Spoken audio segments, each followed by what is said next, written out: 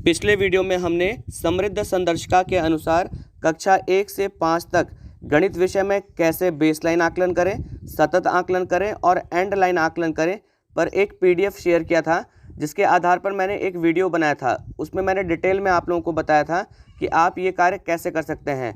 आज के इस वीडियो में हम कक्षा 1 से 5 तक हिंदी विषय के लिए जो संदर्शिका बनाई गई है, समृद्ध संदर्शिका, उसके आधार पर कैसे बेसलाइन आकलन और एंड लाइन आकलन करें पर चर्चा करेंगे। देखिए, बहुत महत्वपूर्ण वीडियो है। जब आप समृद्ध संदर्शिका हिंदी के देखेंगे तो उसमें आपको स्पष्ट रूप से बातें नहीं पता चल पाएंगी, लेकिन मैंने पूरी कोशिश की है कि मैं आपको एक एक बिंदु विस्तार से और अच्छे ढंग से बताऊं। देखिए, इसमें पहला प्रश्न है कि कक्षा 1 में बेस लाइन और एंड लाइन आकलन होगा कि नहीं। तो यहाँ पर देखिए उत्तर है नहीं। बेस लाइन तो नहीं होगा, लेकिन एंड लाइन आकलन के लिए संदर्शिका में जानकारी अप्राप्त। देखिए, कक्षा 1 और 2 जो स्तर 1 के अंतर्गत गणित विषय के लिए जो संदर्शिका बनी है, उसमें हमने आपको बताया था कि वहाँ पर बेस लाइन आकलन नहीं होगा गणित में, लेकिन एंड लाइन आकलन के लिए आकलन टूल दिया गया था। लेकिन हिंदी की जो संदर्शिका है कक्षा 1 के लिए, उसमें न तो आपको बेस लाइन आकलन करवाना है और न तो एंड लाइन आकलन करवाना है। यहाँ पर दूसरा प्रश्न है कि स्तर 2 के अंतर्गत हिंदी विषय में कक्षा 2 और 3 का बेस लाइन और एंड लाइन आकलन होगा कि नहीं। तो इसका उत्तर है कि कक्षा 2 और 3 का हिंदी विषय के अंतर्गत बेस लाइन और एंड लाइन आकलन होगा, ये दोनों ही होगा। इसमें अगला प्रश्न है कि कक्षा 2 और 3 का बेस लाइन आकलन किसके आधार पर होगा, कि अगर आप कक्षा 2 और 3 का बेस लाइन आकलन करेंगे तो उसका बेस क्या है। तो यहाँ पर उत्तर है कि कक्षा 2 और 3 का बेस लाइन आकलन शब्द पठन कार्ड के आधार पर होगा। इसमें अगला प्रश्न है कि कक्षा 2 और 3 का हिंदी विषय के अंतर्गत बेसलाइन आकलन के लिए शब्द पठन कार्ड क्या है, यानी कि आकलन टूल क्या है। तो देखिए, जो शब्द पठन कार्ड है जिसके आधार पर कक्षा 2-3 में बेसलाइन आकलन होगा, वो आपको यहाँ पर शो हो रहा होगा।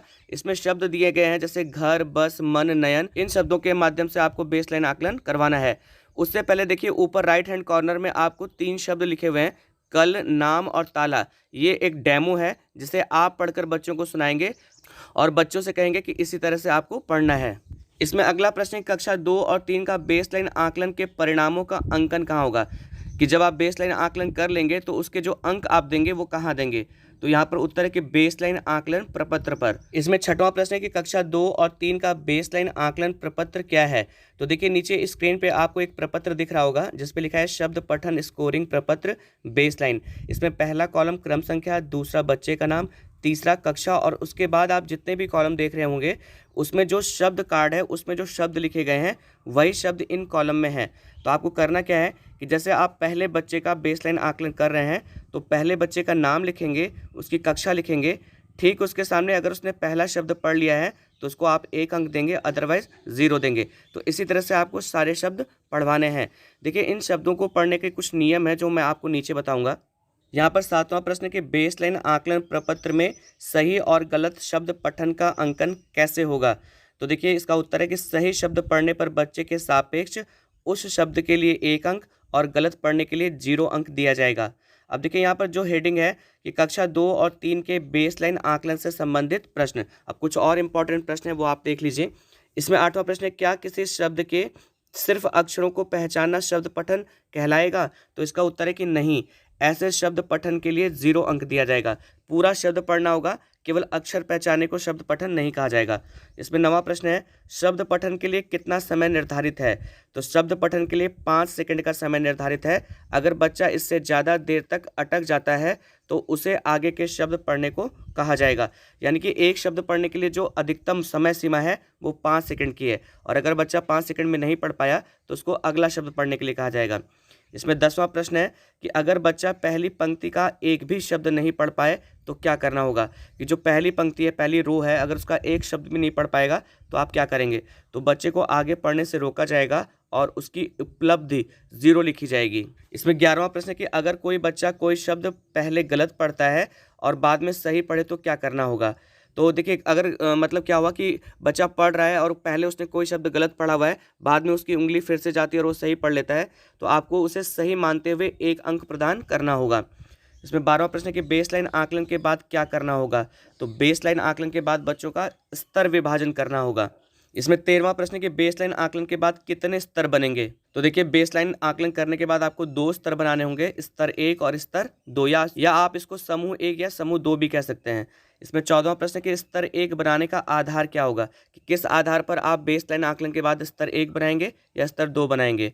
तो देखिए बेसलाइन आकलन में जो बच्चे 10 अंक या उससे कम अंक प्राप्त करते हैं उन्हें स्तर 1 में रखा जाएगा। देखिए जो शब्द कार्ड था उसमें कुल 20 शब्द हैं, तो 20 शब्द में अगर बच्चा, देखिए हर शब्द पठन के लिए 1 अंक निर्धारित है, तो अगर बच्चा 10 अंक या उससे कम अंक प्राप्त करता है तो उसे स्तर 1 में रखा जाएगा। इसमें 15वां प्रश्न है कि स्तर 2 बनाने का आधार क्या होगा। तो जो बच्चे 11 अंक या उससे अधिक अंक प्राप्त करते हैं तो उन्हें स्तर 2 में रखा जाएगा। यहाँ पर जो अधिकतम अंक होंगे वो 20 अंक होंगे क्योंकि 20 शब्द हैं। 16वां प्रश्न कि स्तर 1 और स्तर 2 के बच्चों को क्रमशः क्या क्या पढ़ाना होगा। तो इसका उत्तर है कि स्तर 1 के बच्चों को वर्ण मात्रा पहचाना व शब्द पठन पर कार्य किया जाएगा, तथा स्तर 2 के बच्चों को वर्ण मात्रा दोहराना, शब्द व वाक्य पर कार्य करना होगा। क्योंकि जो स्तर 2 के बच्चे हैं वो स्तर 1 के बच्चों से होशियार हैं, उन्होंने अधिकतर शब्दों को पढ़ा है, तो इसलिए इसमें एक स्टेप और आगे बढ़ जाएंगे आपको वाक्य पठन पर भी कार्य करना होगा। इसमें अगला जो हेडिंग है वो है कक्षा 2 और 3 के एंड लाइन आकलन से संबंधित प्रश्न। बेस लाइन की बात हो गई है, अब एंड लाइन की बात करते हैं। तो 17वां प्रश्न है कि कक्षा 2 और 3 में एंड लाइन आकलन के लिए आकलन टूल क्या है। तो देखिए इसका उत्तर है, इसको ध्यान से सुनिएगा आप लोग, कि शब्द पठन कार्ड और वाक्य पठन कार्ड के आधार पर एंड लाइन आकलन होगा, लेकिन किसका किसका होगा ये आप समझिएगा। देखिए जो बेस लाइन आकलन में शब्द पठन कार्ड था उसी के आधार पर एंड लाइन आकलन होगा, लेकिन केवल स्तर 1 के बच्चों का होगा, और स्तर 2 के जो बच्चे होंगे वो शब्द पठन कार्ड और एक आपको लास्ट में देखेंगे संदर्शिका के, तो वहाँ पर वाक्य पठन कार्ड भी दिया गया है। उन दोनों के आधार पर स्तर 2 के बच्चों का आपका एंड लाइन आकलन होगा, क्योंकि स्तर 2 के जो बच्चे हैं वो होशियार हैं, उन्होंने ऑलरेडी बहुत सारे शब्द पहले ही शब्द पठन कार्ड में सही से पढ़े हैं। और मैंने आपको ये भी बताया था कि स्तर 2 के जो बच्चे हैं उनके साथ में आपको वाक्य पठन पर भी कार्य करना है।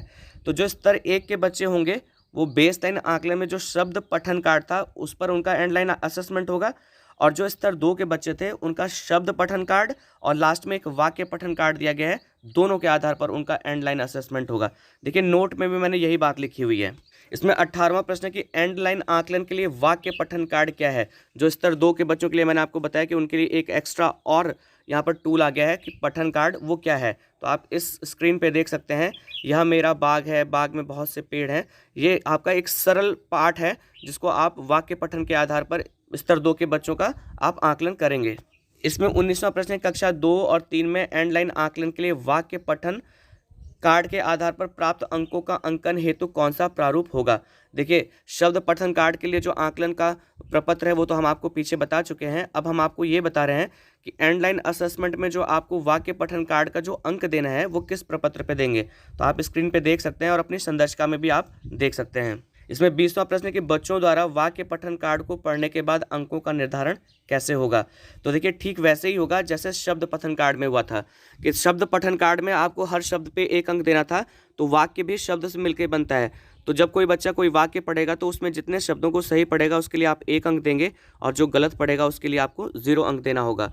यहाँ पर आप ध्यान दीजिए कि जो वाक्य पठन कार्ड है उसमें भी आपके 20 शब्द हैं, यानी कि शब्द पठन कार्ड में भी 20 अंक थे और यहाँ पर जो वाक्य पठन कार्ड है उसमें भी आपके 20 अंक हैं। तो हर शब्द को जो वाक्य के अंतर्गत आता है उसको सही पढ़ने पे 1 अंक दिया जाएगा और गलत वाले पे 0 दिया जाएगा। यहाँ पर एक बात और भी ध्यान रखिएगा आप, जैसा कि हमने आपको शब्द पठन कार्ड में बताया था कि पहली रो को अगर बच्चा गलत पढ़ता है तो उसे रोक दिया जाएगा और उसकी उपलब्धि 0 आंकी जाएगी। तो यहाँ पर भी अगर पहले वाक्य को बच्चा गलत पढ़ता है तो उसको आगे पढ़ने से रोका जाएगा और उसकी उपलब्धि 0 आंकी जाएगी। अब देखिए यहाँ पर अगली हेडिंग है कक्षा 4 और 5 में बेस लाइन आकलन और एंड लाइन आकलन से संबंधित प्रश्न। तो यहाँ पर 21वां प्रश्न है कि कक्षा 4 और 5 में बेस लाइन आकलन किसके आधार पर होगा। तो देखिए कक्षा 4 और 5 में जो बेस लाइन आकलन होगा वो पाठ कार्ड के माध्यम से होगा। तो यहाँ पर 22वां प्रश्न है कि कक्षा 4 और 5 का पाठ कार्ड यानी कि आकलन टूल क्या है। तो आप देख सकते हैं स्क्रीन पर, यहाँ पर एक पाठ कार्ड है जो कक्षा 2-3 में वाक्य पठन कार्ड था उससे थोड़ा सा कठिन है। यहाँ पर एक डेमो भी है, आप राइट हैंड कॉर्नर में देख सकते हैं कि यह मदन की साइकिल है। पहले आपको ये पढ़ के बताना है, फिर बच्चे से आपको ये पाठ पढ़वाना है। तो देखिए यहाँ पर पाठ लिखा है कि रोहित के घर के सामने एक बगीचा था। तो आपको ये पाठ कार्ड के माध्यम से आपको कक्षा 4-5 में बेस लाइन आकलन करवाना है। इसमें 23वां प्रश्न है कि इस आकलन टूल में कुल कितने शब्द हैं। तो देखिए कक्षा 4 और 5 में जो आपका पाठ कार्ड है उसमें 30 शब्द हैं, जो कक्षा 2-3 में कितने थे, 20 थे। 24वां प्रश्न है कि बेसलाइन आकलन के बाद अंकों का निर्धारण कहाँ होगा। तो इसके लिए देखिए बेसलाइन आकलन प्रपत्र दिया गया है, पाठ कार्ड स्कोरिंग प्रपत्र बेसलाइन। तो आपको ठीक ये वैसा ही है जैसे कक्षा 2-3 में था, बस यहाँ पर शब्दों की संख्या 30 हो गई है। यहाँ 25वां प्रश्न है कि बेसलाइन आकलन के बाद क्या होगा। तो इसके बाद बच्चों का स्तर विभाजन या समूह विभाजन होगा। तो बच्चों को कितने स्तर में विभाजित किया जाएगा, जैसे कि कक्षा 2-3 में 2 स्तरों में विभाजित किया गया था, स्तर 1 और स्तर 2 में। 27वां प्रश्न है कि स्तर 1 का आधार क्या होगा, कि किस आधार पर आप स्तर 1 बनाएंगे। तो जैसे कक्षा 2-3 में था कि 10 अंक या उससे कम अंक प्राप्त करते हैं तो स्तर 1, और 11 अंक या उससे ज़्यादा प्राप्त करते हैं तो स्तर 2। लेकिन यहाँ पर शब्द ज़्यादा हैं तो यहाँ पर 15 या उससे कम शब्द पढ़ पाने पर बच्चे को स्तर 1 में रखा जाएगा। और स्तर 2 का आधार क्या होगा कि 16 या इससे अधिक शब्द पहचाने पर बच्चे को स्तर 2 में रखा जाएगा। यहाँ पर 29वां प्रश्न है कि स्तर 1 और स्तर 2 में बच्चों को क्रमशः क्या पढ़ाया जाएगा। तो स्तर 1 में बच्चों के साथ में वर्ण, मात्रा, शब्द और वाक्य पर कार्य करना होगा, जबकि स्तर 2 पर बच्चों के साथ सरल पाठ पर कार्य करना होगा। ध्यान दीजिएगा यहाँ पर थोड़ा सा कि कक्षा 2 और 3 का जो स्तर 2 था वहाँ पर यही कार्य हो रहा था कि बच्चों के साथ में वर्ण, मात्रा, शब्द और वाक्य पे कार्य किया जा रहा था। लेकिन कक्षा 4-5 में जो स्तर 1 है, जो बच्चे कम पढ़ पा रहे हैं, उनका जो आपका स्तर 1 का जो टारगेट है, जो पढ़ाना है आपको, वो वही है जो कक्षा 2-3 में स्तर 2 था। और यहाँ पर जो स्तर 2 है कक्षा 4-5 में, उसके लिए आपको सरल पाठ पर कार्य करना है। यहाँ पर अगली हेडिंग है कक्षा 4 और 5 का हिंदी विषय के अंतर्गत एंड लाइन असेसमेंट कैसे होगा या उससे संबंधित प्रश्न। तो यहाँ पर 30वां प्रश्न है कि कक्षा 4 और 5 में बेस लाइन आकलन के बाद बने 2 समूहों में स्तर 1 का एंड लाइन आकलन कैसे होगा। ध्यान दीजिएगा, कक्षा 4-5 में जो स्तर 1 है उसका एंड लाइन असेसमेंट क्या होगा। तो हमने आपको ऊपर अभी बताया था कि स्तर 1 के बच्चों को आपको वर्ण, मात्रा और शब्द, वाक्य पढ़ाना है। ये वही है जो कक्षा 2-3 का स्तर 2 का टारगेट था। तो जब आप इनका एंड लाइन असेसमेंट करेंगे कक्षा 4-5 के स्तर 1 का, तो आपको वही कार्य करना है जो आपने कक्षा 2-3 में स्तर 2 का एंड लाइन असेसमेंट किया था। वहाँ पर आपको याद होगा कि एक शब्द कार्ड भी था और एक आपका मतलब एक छोटा सा पाठ कार्ड था। तो उन दोनों के आधार पर आपने एंड लाइन असेसमेंट किया था। तो कक्षा 4-5 के बच्चों जो स्तर 1 के अंतर्गत आते हैं, इनका भी असेसमेंट आपको उसी टूल के आधार पर करना है। यहाँ पर 31वां प्रश्न है कि कक्षा 4-5 के स्तर 2 के बच्चों का एंड लाइन आकलन किसके आधार पर होगा। तो कक्षा 4-5 में जो स्तर 2 के बच्चे, जो होशियार बच्चे हैं, उनका एंड लाइन असेसमेंट जो बेस लाइन असेसमेंट हुआ था पाठ कार्ड के आधार पर, उसी के आधार पर होगा। और उसके लिए प्रारूप भी मैंने आपको बता दिया था कि जो पाठ कार्ड का प्रारूप था, जो बेस लाइन का था, वही एंड लाइन का भी होगा और उसी पे आपको अंकन करना होगा। 32वां प्रश्न, कक्षा 4-5 के बच्चों का एंड लाइन आकलन हेतु पठन कार्ड क्या है। तो देखिए ये पठन कार्ड वही है जो बेस लाइन में था। तो जो स्तर 2 के बच्चे होंगे कक्षा 4-5 में, आपको जो बेस लाइन में पठन कार्ड था उसी के आधार पर आपको एंड लाइन असेसमेंट करना होगा। यहाँ 32वां प्रश्न है, कक्षा 4-5 के स्तर 2 के बच्चों का एंड लाइन आकलन प्रपत्र क्या होगा। तो देखिए स्क्रीन पे आपको एंड लाइन आकलन प्रपत्र दिख रहा है और यहाँ पर लिखा है कि स्तर 2 के ही बच्चों का आपको एंड लाइन असेसमेंट इस प्रपत्र पर करना होगा। तो मैं आशा करता हूँ कि इस वीडियो के माध्यम से कि कक्षा 1 से 5 तक के बच्चों का बेस लाइन और एंड लाइन असेसमेंट हिंदी विषय के अंतर्गत आप कैसे करेंगे, आपको अच्छे से समझ में आ गया होगा। अगर आपको कोई शंका है तो आप मुझे मेरे व्हाट्सएप नंबर 8299261766 पर व्हाट्सएप भी कर सकते हैं या कॉल भी कर सकते हैं। आपकी हर समस्या का निदान करने की हम भरपूर कोशिश करेंगे। वीडियो देखने के लिए आप सभी लोगों का बहुत बहुत धन्यवाद।